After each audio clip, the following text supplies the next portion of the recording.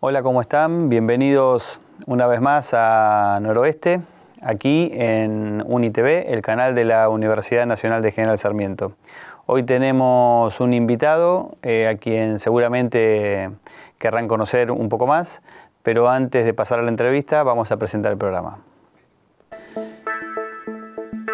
El conurbano no es un lugar, el conurbano es un territorio de muchas ciudades. Ciudades que no tienen a favor fechas ni fundadores reconocibles. Ciudades de muchos habitantes llegados de otras ciudades. Sobre el conurbano pesan algunas sospechas infundadas, aunque demasiado radicadas en el imaginario popular.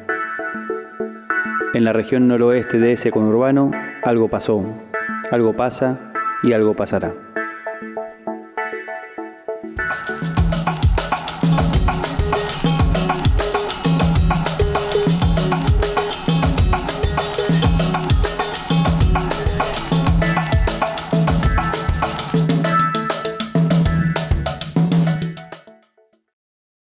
Bueno, como les anticipábamos, hoy tenemos a un invitado cuya historia, tanto personal como pública, para nosotros es digna de ser escuchada.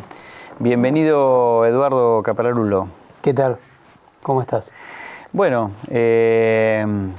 nuestra intención en estas entrevistas es que quienes vean este programa puedan conocer un poco más de la figura que se presenta públicamente en principio, pero que antes de llegar a ser tan pública ha habido una historia. Y en tu caso, esta historia de vivir en nuestra región no comienza estrictamente en los alrededores del viejo General Sarmiento, sino en Caseros. Totalmente. Comienza en Caseros, donde mis viejos construyeron su casa por el viejo programa que había de construcción del gobierno de Evita, de Perón, ¿no? O sea, de esos préstamos que existían hipotecarios, y se prestaba la plata y se construyeron la casa entre mi abuelo y mi viejo. ¿Tus viejos eran de Caseros? Mi viejo sí, mi mamá no, de acá de Muñiz. Ajá. Mi mamá vivía acá en Muñiz, mi viejo no, de Caseros. De hecho, casi todos o una parte de los Capararulos estaban instalados en la zona de Caseros y San Martín. Digamos que entre los dos lugares había un poco de Hay una historia familiar de un abuelo, sí, que también tuvo un roce con alguna personalidad pública. Sí, mi bisabuelo, que ahí estamos viendo un poco la nota del diario La Razón, y que también estuvo en el programa de Pipo Mancera. Yo inclusive aparezco ahí en la foto del diario. Mi bisabuelo, cuando cumplió 100 años, fue el primer capararulo que vino a la Argentina hacia fines de 1800, de oficio colchonero, fue inclusive el colchonero del presidente Roque Sáenz Peña. Bien. Y después, obviamente, como eran con el tema de los oficios, se lo trasladó a mi abuelo y mi viejo, pero igual, tanto mi abuelo como mi viejo no ejercieron el tema, sino que lo hicieron, pero ellos ya fueron ferroviarios. ¿Ferroviario tu papá? Mi papá fue ferroviario, mi abuelo fue ferroviario, y mi otro abuelo, que está apareciendo ahora en la imagen, que es el papá de mi mamá, también ferroviario, aunque primero hacía asientos contables para distintos establecimientos. Viajó por toda América, digamos, hasta que volvió y se asentó de vuelta en Argentina, se largó a la vida. Un lindo trabajo. Un lindo trabajo, sí. Donde paraba se ocupaba de eso, y como era muy bueno para los números, lo tomaban siempre para este tipo de cosas, y bueno, ahí se ocupaba de estas cuestiones, y bueno, hasta que después volvió, formó familia, y ahí sí tuvo un trabajo fijo, como era jefe de estación. Mi abuelo por parte de mi mamá. Mi papá y mi otro... Bueno, mi papá trabajaba en los talleres Alianza, en Santos Lugares. Hacían todo lo que era mantenimiento y trabajo con respecto a vagones y máquinas y todo eso. Antes había unos talleres muy grandes en Santos Lugares, que quedó todo abandonado eso, en la época de Frondizi, que también lo echaron en la época de Frondizi. Te iba a preguntar, una época que uno no podría decir antidesarrollista, como para cerrar ferrocarriles, ¿no? Pero, sin embargo, ese me pareció un dato curioso de tu biografía, ¿no? Sí, ahí en realidad fue la época que Frondizi, en vez de con los ingleses, fue más con los yanquis, y entonces empezaron a construirse las rutas paralelas a las vías, claro, y la competencia de los camiones con respecto al transporte del ferrocarril, y ahí empezaron a tirar abajo un poco los ferrocarriles o parte de lo que era el tema de los ferrocarriles. Mi viejo quedaba despedido en esa oleada, mi viejo que además, bueno, tuvo un rol activo con respecto ahí en los talleres, inclusive habían formado una mutual de trabajadores que mi viejo la había armado, digo, más allá de la... ¿Tenía una actividad social, pública, política también? Social, pero a él porque siempre le gustó esto de organizarse, de juntar cosas, hizo como una especie de banquito entre los trabajadores, de que se prestaban entre ellos, armó todo un esquema de cosas. Mi viejo también era bueno para los números, aunque terminó su primaria nada más, pero era muy bueno para los números, entonces un poco fue organizador de todo eso hasta que lo echaron de ferrocarriles. ¿Y tu mamá también, trabajadora? Mi mamá sí, mi mamá se ocupaba de un oficio que casi está perdido y que hoy añoran muchísimo los escribanos, que era protocolista. Ajá. Los protocolistas se ocupan de hacer la redacción de las escrituras. Obviamente tienen que tener un conocimiento de los marcos legales y todo eso, pero son los que hacen la redacción de eso. Hoy por ahí hay muchas cosas armadas por internet, pero que no siempre se adecúan a todas las circunstancias. Yo cuando tengo oportunidad de hablar con algún escribano, todos se extrañan, y si tienen alguien que le es idóneo, por más que tenga 80 años, si lo pueden seguir usando, uno de esos oficios, como en otros rubros, los viejos matriceros, ¿no? Se me ocurre. Totalmente, claro. De esos oficios que... Esos oficios que se perdieron y mucho. Bueno, uno de los hermanos de mi mamá era matricero, justamente. Mirá. Fue matricero de Sanela. ¿Y vos hiciste tu primaria y tu secundaria en Caseros? Yo hice mi primaria en Caseros, en la que es la escuela 12 de Caseros, ahí a 2 cuadras de la estación. Y después la secundaria la hice en el Bernardino Rivadavia, que está ahí en Ciudad Jardín, en Palomar, cerca de la estación de Palomar.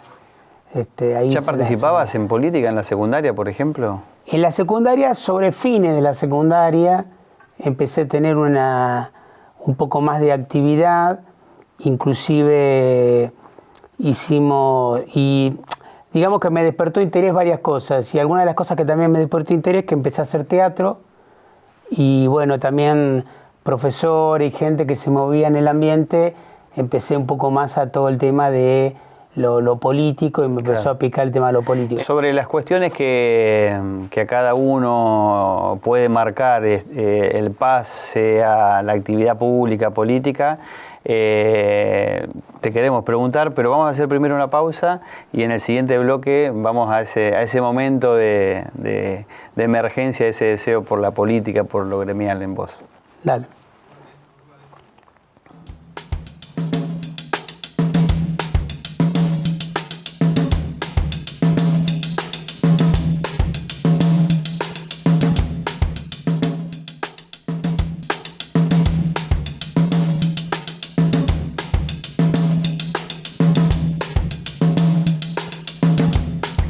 Eduardo, hoy sos el secretario, cumplís la función de ser el secretario general de la Central de los Trabajadores Argentinos de General Sarmiento.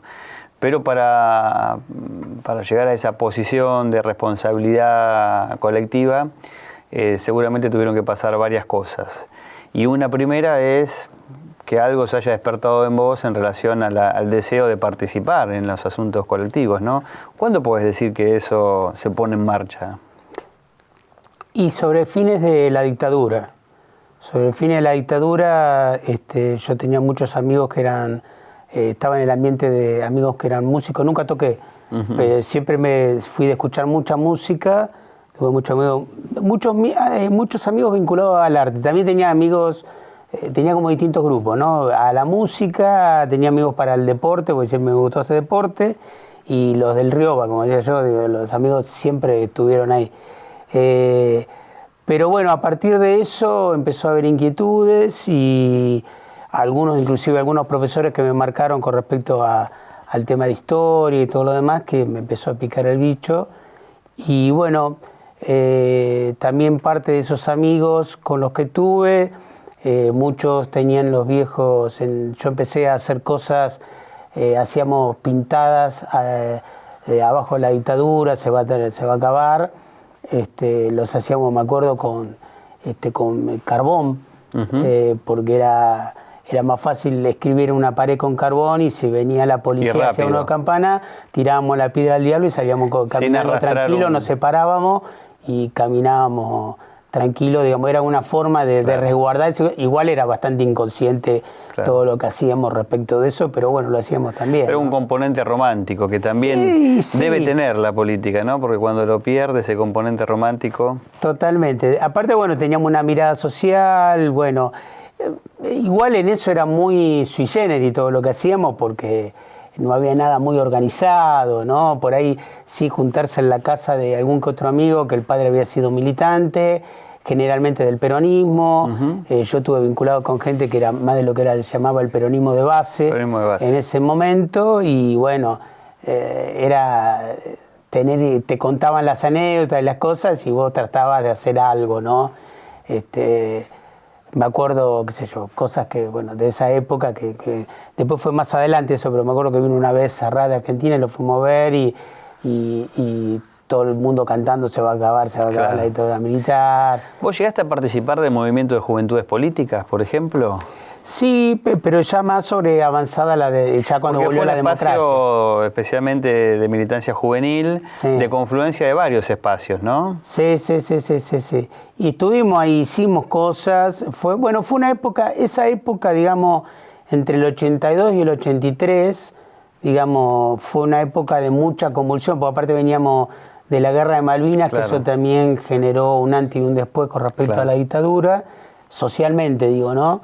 Y hubo toda una generación que salió al despertar político. ¿Militaste en el Partido Intransigente? Milité en el Partido Intransigente. Que era una fuerza política progresista en mucho crecimiento en ese momento. De mucho crecimiento en ese momento, había mucha juventud vinculado a eso. Eso hablo de recién el retorno a la democracia, cuando gana Alfonsín.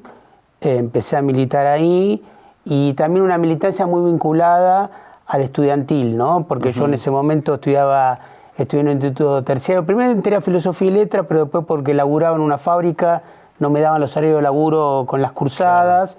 En ese momento era complicado el tema de las cursadas en la UBA. Así que me puse a estudiar en un instituto terciario, docencia, por una novia que tenía en ese momento que también le gustaba la docencia. Suele pasar. Ella después dejó y yo seguí.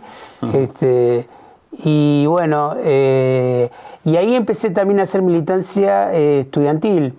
Armamos lo que fue la FETER, la Federación de Estudiantes Terciarios, entre institutos del conurbano y de Capital Federal.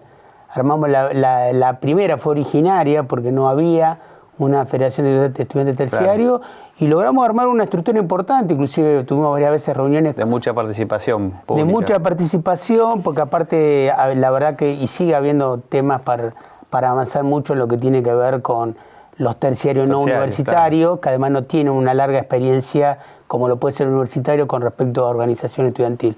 Me acuerdo haber tenido reuniones en el Ministerio de Educación de Nación con Bravo, que era ministro en aquel momento. Bravo. Sí. Así que bueno, sí, fue toda una experiencia esto. Así empecé, digamos, a trabajar, y la militancia estuvo muy asociada a la militancia estudiantil. Y algo de barrial, porque trabajábamos, yo ahí militaba también en el PI, era dividido entre lo estudiantil y lo barrial, que lo barrial estaba vinculado a lo que tenía que ver con Martín Coronado y Pablo Podestá, donde hicimos un buen laburo barrial con respecto a distintas cosas que hacían al tema del barrio. Que está más vinculado a ese devenir de tu participación gremial, porque hoy en día, a partir del trabajo de la CTA, presupongo que hay una mayor conexión ya no solo con lo gremial laboral, sino también con lo territorial. En algún punto algo se preanunció de ahí como expectativa. Sí, porque la CTA, digamos, que sintetiza o une los dos campos, digamos, ¿no? Específicamente sindical laboral, y lo que tiene que ver con el tema más de lo social y lo territorial, ¿no? O sea, la CTA, que vino a ser una experiencia absolutamente nueva a partir del impacto de los 90 y los despidos, que vino Claro. a unificar esos dos sectores. ¿Y cuándo decidís inclinarte por la docencia? Te lo pregunto teniendo como expectativa también seguir escuchándote en relación a tu militancia política, pero lo que te lleva a ser secretario general del SUTEBA del ex general Sarmiento tiene que ver con una decisión anterior, digamos, querer ser educador. Sí, yo me recibí de maestro, fue lo que primero empecé a trabajar. Después empecé a estudiar trabajo social en la Universidad de Luján. O sea que yo, mis primeros trabajos fue todo el tema como maestro, ¿no? Lo cual me gustaba muchísimo. ¿En escuela de dónde? Empecé a trabajar en escuelas de José Cepaz y de Moreno, bien en las zonas más alejadas del centro, más alejadas del centro. De las estaciones del ferrocarril. Claro, sí, que teníamos que ir, tomar colectivo, a veces, bueno, después cuando vino cerca el periodo de la hiperinflación, cerca del 89, me acuerdo, viajábamos a dedo, bueno, era todo muy como se podía. Muy de aventura era todo, claro. Sí, inclusive viví en José Cepaz, me fui a vivir solo, creo que a los 21, 22 años ya estaba viviendo solo en José Cepaz y estudiaba en Luján, que en ese momento tenía el edificio en lo que era hoy la primaria 12 de José Cepaz, funcionaba ahí antes de tener el edificio propio de San Miguel, y estudiaba ahí y trabajaba en la zona de José Cepaz. Posiblemente esta breve caracterización que acabas de hacer sobre la postergación social, económica de algunas escuelas es el puntapié para la actividad gremial, básicamente. Pero para hablar de eso, una vez más vamos a hacer una pequeña pausa, vamos a ir a una tanda y luego continuamos con la conversación.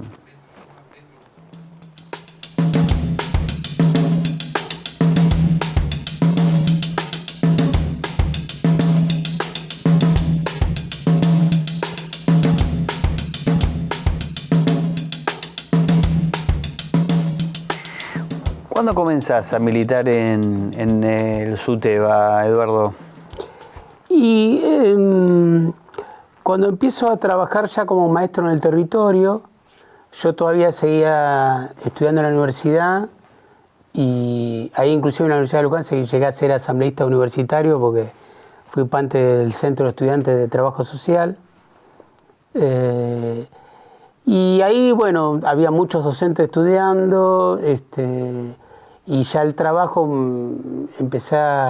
el sindicato se empezaba a armar.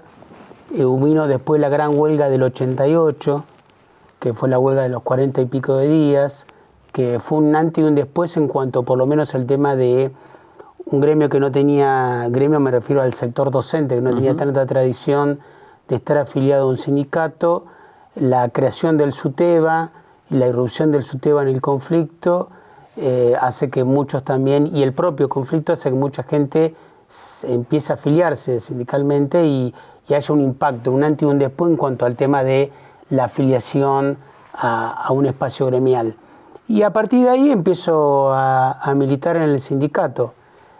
Primero, inclusive desde un lugar, porque en ese momento también empecé a militar partidariamente en el MAS, lo que era el MAS. Movimiento Socialismo. Exacto, cuando fue la época. Luis Zamora. Exacto, dirigido por Luis Zamora en su momento, que cuando sale diputado Zamora, que fue un momento también de coyuntura del país, ¿no? Porque hubo mucha gente descreída de otros partidos y encontraron en el MAS inclusive venían de otros lugares del mundo, claro, a ver el fenómeno del partido trotskista que había logrado meter un diputado en Latinoamérica. Más en un país como el nuestro de tanta tradición con respecto al peronismo y además del peronismo, digamos, como más del sector popular, ¿no? Así que era como una irrupción nueva que aparecía. Y empecé ahí a militar y bueno, después desde ese momento creo que no dejé... ¿Viste crecer al SUTEBA? ¿Viste crecer un gremio al SUTEBA, sí. Que hoy es el principal gremio de la provincia? Hoy es el principal gremio. Acá en la docencia, ¿no? Hoy en el tema del SUTEBA con respecto a la provincia, digo, nosotros nuestra seccional, hoy que la seccional nuestra es la segunda en importancia en la provincia de Buenos Aires por la cantidad de afiliados, tenemos 4.200 afiliados más o menos acá en el territorio, empezó ese sindicato con una cajita teniendo una mesa debajo del de la escalera del sindicato municipal. Ahí empezó a funcionar. ¿De la calle Pringles? De la calle Pringles. Ahí empezó a funcionar el SUTEBA, digo, de ahí a tener hoy 13 días. ¿Por gentileza de López Camelo? Por gentileza de lo que eran los compañeros en ese momento del municipal. Con lo cual siempre hemos tenido una historia entrañable. Digo, hace poco falleció Alberto, la verdad que, bueno... que hubiese pasado sin duda por este estudio. Hubiera pasado por este estudio porque obviamente gran parte de la historia sindical del territorio él tuvo que ver con eso, así que bueno, siempre hemos tenido una historia muy de simpatía y de vínculo con los compañeros municipales. Y tuvimos otra pérdida importante aquí en la región, aunque ella trascendió la frontera de lo local, digamos, de lo regional, con quien tuviste un vínculo, una militancia en común y seguramente una amistad, Estela Maldonado. Con Estela sí, teníamos, además no solo de la militancia conjunta, porque ella es parte del territorio, vivió muchos años con el territorio, Estela. Bueno, Estela también tuvo una historia. Estela Maldonado, que llegó a ser la secretaria general de CETERA, tal cual. Y fue secretaria general de la seccional de acá. Después de Estela, que se fue a provincia, a SUTEBA provincia, quedó Graciela Rodríguez y después de Graciela vine yo. Y tu sentir frente a una sucesión de conflictos muy duros en lo que va de este año 2017 en el ámbito de la educación principalmente, no solamente allí, ¿cómo sobrellevás un nivel de conflictividad tan importante como el que uno hoy se sostiene, está sin solución? Ese conflicto, tanto a nivel provincial como a nivel nacional, conversás con otros compañeros, con otros dirigentes como Roberto Baradel seguramente. Hay algo también que afecta, digamos, ¿no? en lo personal, en la capacidad, digamos, de crear todo el tiempo iniciativas para poder sostener ese tipo de luchas, ¿no? Sí, ahí hay como dos cosas, ¿no? O sea, yo digo, mi médica me dice siempre que nosotros trabajamos con la frustración, ¿no? O sea, lo cual implica todo un tema, eso en cuanto a la carga emocional que uno lleva con respecto a eso, porque a nosotros no nos viene a ver nadie para decirnos qué tal, cómo estás, sino que nos vienen a decir, nos vienen a traer problemas. Con dificultades. Claro, o sea, yo comienzo mi día con dificultades, digo, a veces parece que no, pero dirigir o estar en la cabeza de algo que se pone todos los días en funcionamiento, que tiene una dimensión territorial en los 3 distritos, que llega desde Pilar a Hurlingham, desde Moreno a Tigre, en donde hay 10 millones de cosas, 4 sedes sindicales, porque son las 3 de SUTEBA, la CTA, un centro de salud, un centro de formación profesional, y toda la actividad. Digo, todo eso se pone en funcionamiento todos los días, es muchísima gente que interactúa, pasa todo el tiempo. Entonces, la verdad que creo que lo más difícil o lo más complejo es aprender a tomar decisiones, ¿no? Porque uno vive tomando decisiones todos los días. Y uno sabe que en las decisiones no va solo lo que tiene que ver con la decisión personal que uno puede tomar respecto de lo que uno va a hacer, sino también las decisiones que afectan a otros, claro, y tiene que acertar en las decisiones, ¿no? Creo que uno va aprendiendo a tomarle el tiempo a eso, pero que tiene un costo muy alto todo eso, ¿no? Porque implica un costo mental, un costo físico. Bueno, yo de hecho pasé por una ACV en algún momento en el 2013. Claro. Digo, porque las tensiones, uno vive con muchas tensiones. Te pregunté por ese aspecto por la carga, digamos, más de la dificultad, pero seguramente también en esas decisiones a veces se juegan situaciones reconfortantes, situaciones de salidas de conflictos, ¿verdad? ¿Recordás alguna en particular? Te lo pregunto así muy en frío, digamos, ¿no? Y yo creo que lo más reconfortante en muchas cosas tiene que ver con lo que uno mira, si mira para atrás la historia. Digo, uno que apuesta a la construcción política, a la construcción, al tejido social, a la organización. Digo, uno sabe que en esto la lucha va a ser siempre. O sea, no, estar en esto es estar todo el tiempo en la trinchera. No hay. Digo, pueden pasar los gobiernos, puede haber un gobierno con un color o con un tinte mucho más popular que otro. Podemos estar como en un gobierno como el de ahora, que es contra los sectores populares y contra los trabajadores, claramente, y de fuerte enfrentamiento. Creo que lo que uno le da satisfacción es cuando uno mira para atrás, claro, y ve todo lo que está construido, la cantidad de gente que se incorpora, las cosas que se van logrando. A veces cuando uno entra a mirar y a repasar, a hacer un balance, uno dice, bueno, cuántas cosas que se hicieron. Pensar que empezamos, qué sé yo, pienso en el centro de formación, y empezamos en un lugar chiquito y todo eso. Hoy tenemos 15 cursos, el año pasado terminamos con más de 700 egresados.